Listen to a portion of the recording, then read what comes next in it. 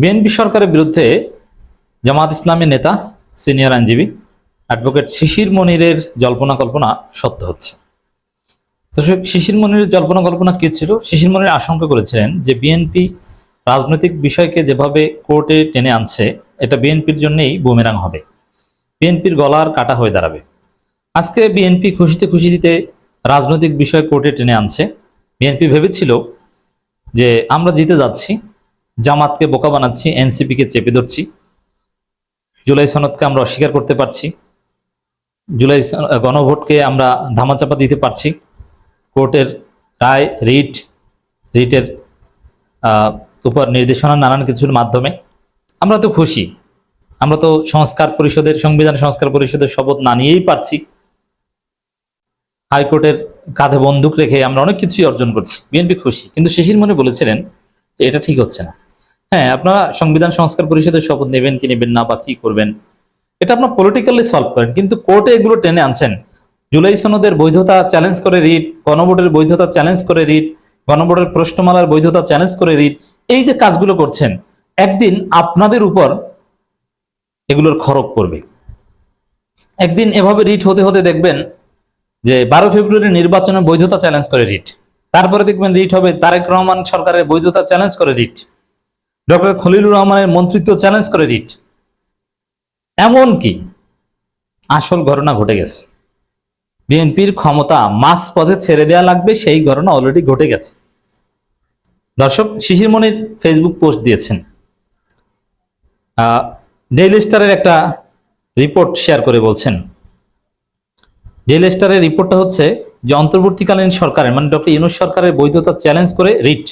Daily star report করছে অধ্যাপক মোহাম্মদ ইউনূসের নেতৃত্বাধীন অন্তর্বর্তী সরকারের মেয়াদ পরিচালিত কর্মকাণ্ডের বৈধতা চ্যালেঞ্জ করে সোমবার হাইকোর্টে রিট আবেদন করেছেন সুপ্রিম কোর্টের একজন আইনজীবী।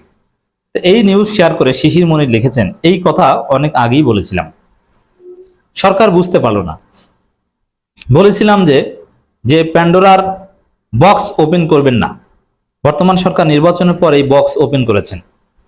পরবর্তী পদক্ষেপ নেয়ার জন্য বসে আছে কেন বর্তমান সরকার এবং সংসদকে অসাংবিধানিক ঘোষণা করা হবে না? প্রশ্ন, আপনাদের বেপরোয়া আচরণের কারণে এগুলো হবে। এখনো সময় আছে, গণভোটের রায় বাস্তবায়ন করুন, অন্যথায় পঞ্চম সংশোধনীর মতো ফলাফল হবে। এর মানে বিএনপির যতটুকু অর্জন, সেই পঞ্চম সংশোধনীকে হাসিনা অবৈধ ঘোষণা করেছে এবং জিয়াউর রহমানের শাসনকে অবৈধ ঘোষণা করা হয়েছে। ঠিক তদ্রূপ এমন একটা সময় আসতে পারে যে বিএনপি, তারেক রহমানের এই ক্ষমতা, শাসন, এগুলো সব অবৈধ ঘোষণা করা হবে। এটা অদূর ভবিষ্যতে না, মাঝ পথে বিএনপিকে চলে যেতে লাগতে পারে, বিএনপির ক্ষমতাই টিকবে না। হ্যাঁ, এটাই হবে। দেখেন, হাসিনা পলিটিক্যালি ইরেলেভেন্ট হয়ে গেছে, পালিয়েছে। কিন্তু আপনি চিন্তা করেন, হাসিনা 16 বছর যেভাবে দেশটাকে দলীয়করণ করেছে, বিচার বিভাগ থেকে শুরু করে সব জায়গায় হাসিনা যাদেরকে বসিয়েছে, যারা জয় বাংলা স্লোগান দিত, মুজিবকে আব্বা বলতো, তারাই তো এখন বহাল তবিয়তে আছে। বিএনপি তো নতুন কাউকে আনতে পারেনি এবং সম্ভব না। সে হাসিনার রাষ্ট্রপতি আছে, হাসিনার আমলে যারা ইউএনও ছিল এরা এখন ডিসি, হাসিনার আমলে যারা ডিসি ছিল তারা এখন সচিব, কোনো পার্থক্য নাই তো। এবং হাসিনা এই আমলাদের এবং সেনা অফিসাররাও কিন্তু সেম, যারা হাসিনার কদমবুচি করতো সেনা অফিসার তারাই তো আছে, যারা রবীন্দ্রসঙ্গীত শুনে সকাল শুরু করতো তারাই তো সেনাবাহিনীতে আছে, কোনো নতুন কোনো নিযুক্ত হয়নি। অতএব বিএনপির জন্য ইটস গ্রেট চ্যালেঞ্জ। হাসিনা হয়তো বা পালিয়েছে, পালাতে হয়েছে, কিন্তু হাসিনার খেলা কিন্তু থামেনি। এবং আপনি দেখেছেন যে ভারত কি খেলা খেলতে পারে, যেখানে হাসিনা পালিয়েছে, ভারতের পরাজয় আমরা উদযাপন করেছি 5 আগস্ট, সেখানে আমরা দেখছি বিএনপিকে ভারতের হাত ধরে ক্ষমতায় আসতে হয়, ভারতের সিগনালে তারেক রহমানকে বাংলাদেশে আসতে হয়।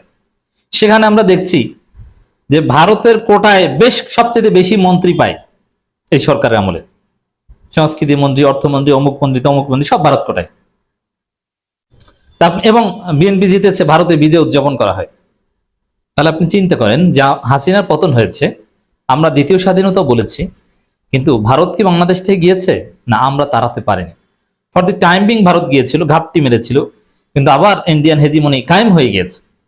এমনকি ইউনূস সরকারকে বাধ্য করেছে ভারত, ভারতের সাথে ইউনূস সরকার কুলিয়ে উঠতে পারেনি, বিএনপির কারণে পারেনি। তাহলে আপনি চিন্তা করেন, ভারত কি বসে থাকবে? যেই ভারত বিএনপিকে ক্ষমতায় আনতে পারে, তারেক রহমানের দেশে আসার ব্যবস্থা করতে পারে, বা তারেক দেশে আসবেন কি আসবে না এটা ভারতের উপর নির্ভর করে, সেই ভারত এই গণভোটকে অবৈধ ঘোষণা করিয়ে, জুলাই সনদকে অবৈধ ঘোষণা করিয়ে, গণভোটের প্রশ্নমালাকে অবৈধ ঘোষণা করিয়ে, ইউনূস সরকারের শাসনকে অবৈধ অসাংবিধানিক ঘোষণা করিয়ে, বিএনপি সরকার 12 ফেব্রুয়ারি নির্বাচন, তারেক রহমান সবকিছুকে অবৈধ অসাংবিধানিক ঘোষণা করাতে পারবে। এবং এই কথা আমরা অনেক আগেই বলেছি যে ভারত বিএনপিকে ক্ষমতায় আনবে, তারপরে 1-1.5 বছর পর বিএনপির হাত ছেড়ে দিবে, তারপরে আওয়ামী লীগকে তারা পুনর্বাসন করার চেষ্টা করবে। এটা হচ্ছে ভারতের চিন্তা। বিএনপি সেই সুযোগ করে দিচ্ছে। বিএনপির ক্ষমতা থাকবে না, মাঝপথে চলে যাওয়া লাগবে। হ্যাঁ, উপায় আছে। উপায় হচ্ছে সমস্ত সংস্কার মেনে নেওয়া, জুলাই সনদ বাস্তবায়ন করা, অক্ষরে অক্ষরে বাস্তবায়ন করা, গণভোটের রায় কার্যকর করা এবং জামাত সহ সবাইকে নিয়ে জাতীয় সরকার গঠন করা। এটা করতে পারলে বিএনপি টিকে যাবে, দেশ বাঁচবে, গণতন্ত্র বাঁচবে, জুলাই বাঁচবে। নইলে অবস্থা খারাপ হবে। শুধু কি ইউনূস সরকারের বৈধতা চ্যালেঞ্জ করে রিট? না, খবর আরেকটা আছে দর্শক। বাংলাদেশে যুক্তরাষ্ট্রের বাণিজ্য চুক্তির বৈধতাকে চ্যালেঞ্জ করে রিট। দেখেন, বাংলাদেশ যুক্তরাষ্ট্রের যে বাণিজ্য চুক্তি, যেটাকে বাণিজ্য চুক্তি বলা হয়, আসলে ওটা স্ট্র্যাটেজিক এগ্রিমেন্ট, যেটা নির্বাচনের 3 দিন আগে হয়েছে। নির্বাচনের 3 দিন আগে হয়েছে, এতেই তো বোঝা যায় ওটা অস্বাভাবিক কিছু।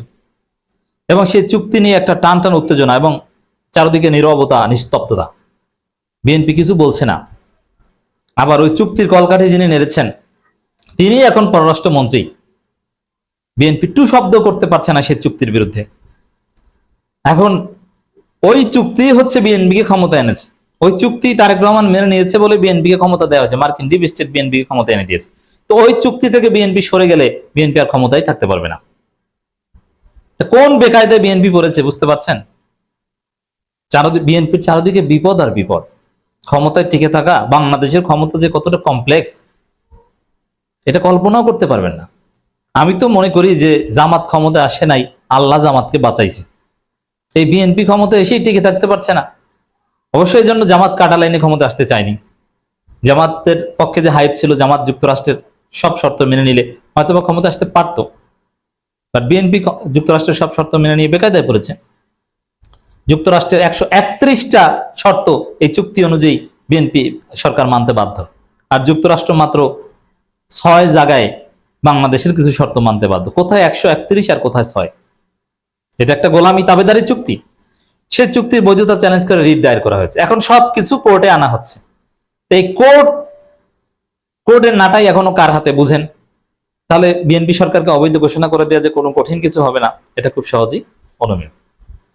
তবে হ্যাঁ, এটা একসাথে করা হবে না। বিএনপির ভালোর জন্য, বিএনপি যাতে খুশি হয়, প্রথমে ওইটা করা হবে। এর মাধ্যমে প্রেসিডেন্স তৈরি করা হবে, নজির তৈরি করা হবে যে এই যুক্তিতে আর সংবিধানের এই আর্টিকেলের রেফারেন্স দিয়ে বিএনপি যেটা চায়, গণভোটের বৈধতা, গণভোটের প্রশ্নমালা, এটা অবৈধ ঘোষণা করা যায়, করলাম। তারপরে ওই সেম যুক্তিতে আগে প্রেসিডেন্স তৈরি করে তারপরে বিএনপি সরকারকে 12 ফেব্রুয়ারি নির্বাচনকে সবকিছুর বৈধতা চ্যালেঞ্জ করার ভিত্তি প্রস্তর স্থাপন করা হবে এবং চ্যালেঞ্জ করা হবে। বিএনপির কপালে সেটাই আছে।